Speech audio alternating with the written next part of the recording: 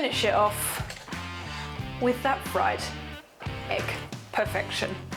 Utter perfection. Today we are learning white sauce, or if you're feeling fancy in French, bechamel. Now this sauce is, well, a mother sauce, but this really is one of the most useful sauces that you can learn as a home cook. But I bet, how many of you out there, has it gone lumpy? Has it turned into a bit of a mess? Do you not have the right ratios? Have you not made enough? In this video, I'm going to show you all of them things, how to make it not lumpy, have the perfect ratios every time, and make sure that you have enough for whatever meal it is you're making. And I promise you, it works every single time. You just have to be a little bit patient, but once you know how to do it, you'll never mess it up again. What we are going to do with our white sauce today, turn it into that classic cheese toasty, the croque madame. Simple, easy, and utterly delicious. So let's get into this white sauce and croque madame.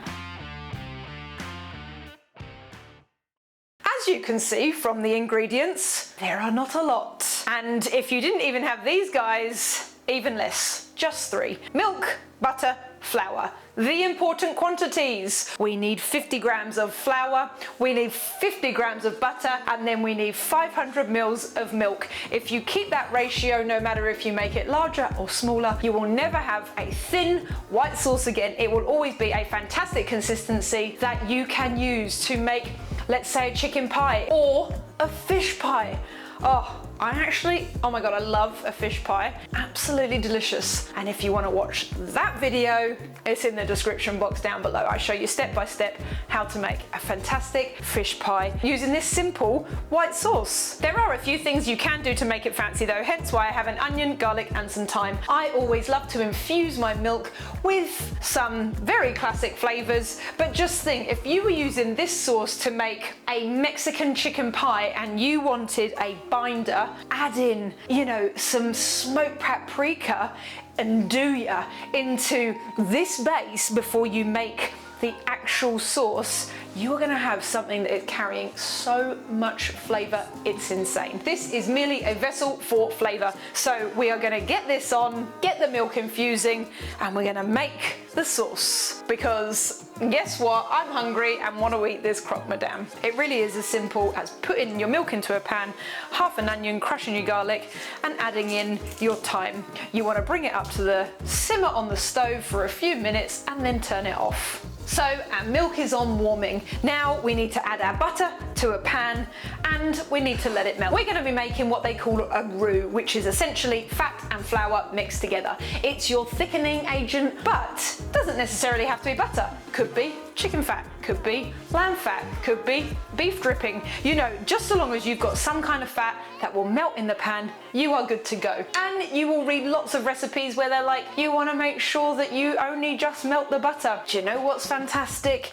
If you take it to a lovely beurre noisette, which is like a caramel colored butter, which is just before it burns, that again into your white sauce is more flavor. But today we are going to make it in the classic way. So we are going to melt this, add in our flour, and then we will add in slowly our warm infused milk. All the flour goes in at once and it will look like it's really thick and clumpy, but don't worry about it. We're gonna let it cook for a little minute or two and then in goes, a little at a time, the milk. And this really is where everyone can get it wrong and it will easily go lumpy. Slow and steady wins the race. Think of the tortoise and the hare. We wanna add a little, mix it in, add a little, mix it in. As it starts to become looser, you can add a little bit more, but don't be tempted in the beginning to add it all in or do it quickly because that will result in a lumpy sauce. Then what we need to do is cook it slowly on the stove, stirring constantly until the flavor of the flour is no longer tasted, which sounds like a weird thing to say, but I promise you makes sense when you can taste that the flour has gone. And then you want to cook it on the stove for a few minutes, bubbling away to A, thicken up, and B, cook out that flour. Also, what's really great with white sauce is that you can freeze it. So if you've ever got too much, just pop it in a container and whap it in the freezer.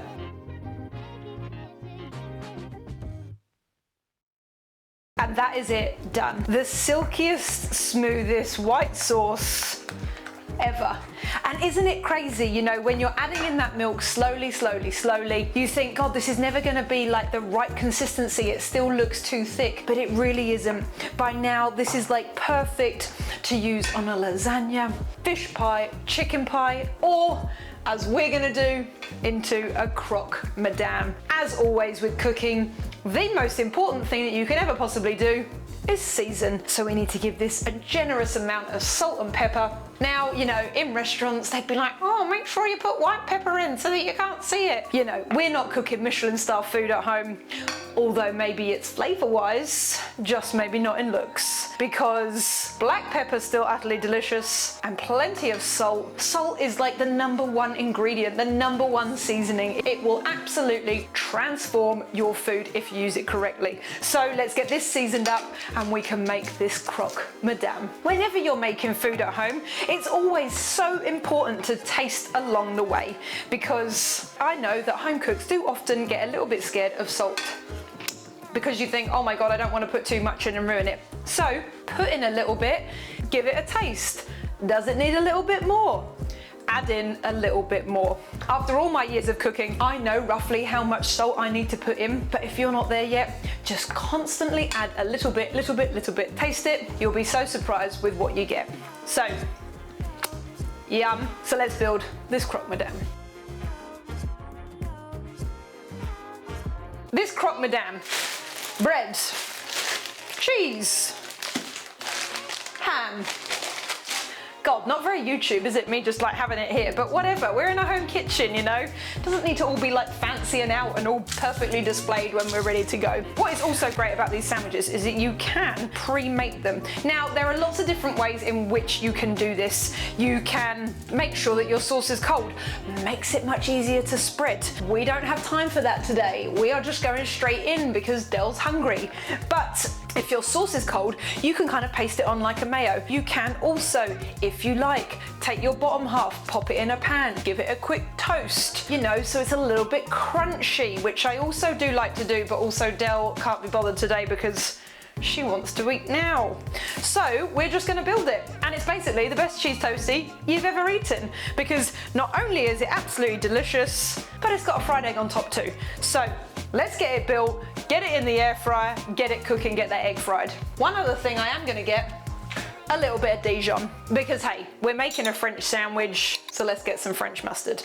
So Dijon on, as you can see too, already piling it up on my thing that I'm gonna put it in the air fryer in. It just makes it so much easier. You can do it under the grill and pan fry it in the beginning, but this way, job lot, done. Not sure if you call that beeping. It's my bloody freezer. I think it's on the way out. So, you know, if there's anyone out there who makes freezers, I'm in the market for a new one, and, you know, might make a free video for exchange of a freezer, because my one is definitely close to being done. Now, we want a little bit of that white sauce in. We're going a bit of ham. Get that in there. We're gonna go some cheese. You can grate if you like. I'm just gonna go for some nice thin slices, because also it's quite nice to occasionally get that little bit of extra cheese. In it goes. I'm gonna use a tiny little bit of extra sauce just to kind of be able to stick the lid on, only a wee bit. Then we go bread on top, give it a little squash. Oh, this is gonna be good. And then this is what really is the, you know, the thing that makes this the best cheese toastie ever. Is that sauce on top, spread over. If you were doing this and your sauce was cold, you can almost paste around the outside.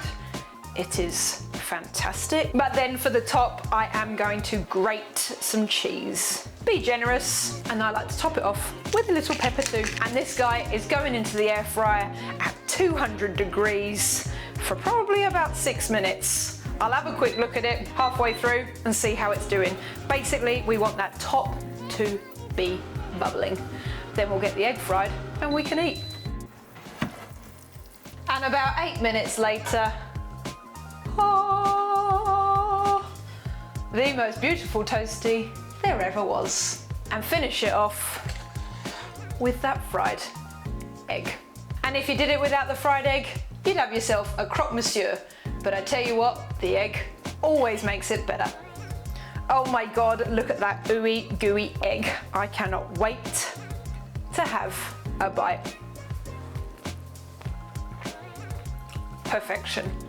Utter perfection. White sauce, creamy, delicious, and not a lump in sight. And now you know how to make this perfect white sauce, you have unlocked the key. So many other recipes, it's ridiculous. My fish pie uses it, my chicken pie uses it, and even a veggie lasagna. I've linked them all in the description box down below, so you can go and have a look after this video on how to make them. Oh. This croque madame, it takes me back to being a kid when we used to drive to France and this was like the only thing you could get in service stations, but also living in the Alps. Honestly, it is one of the best sandwiches you can make.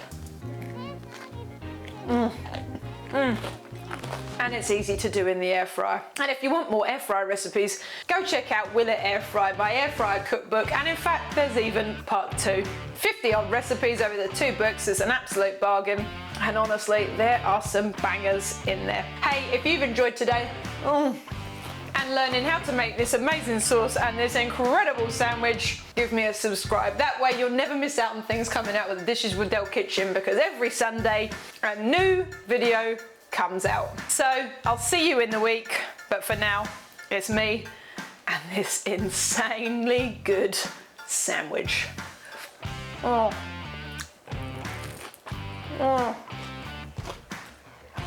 I will see you later. Make sure you give this a go. Ciao.